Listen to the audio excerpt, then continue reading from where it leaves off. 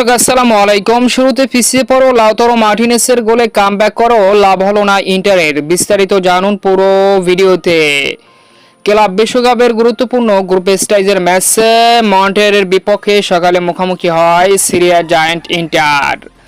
দুর্দান্ত এই ম্যাচে হাড্ডাহাড্ডি লড়াইয়ের পর এক গোলে ড্র করে ইন্টার এবং মন্টেরে।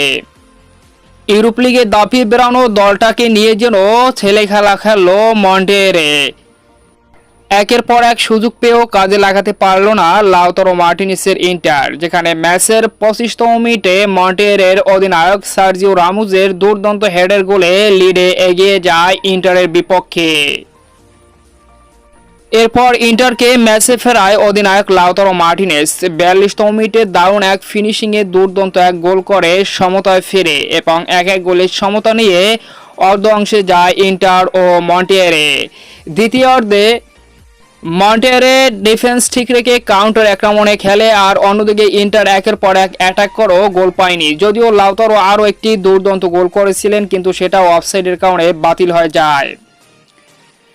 বল দখল থেকে শুরু করে আক্রমণে সব দিক থেকে এগিয়ে থেকেও শেষ পর্যন্ত ড্র নিয়ে সন্তুষ্ট থাকতে হলো ইন্টারকেই মন্টেরের বিপক্ষে।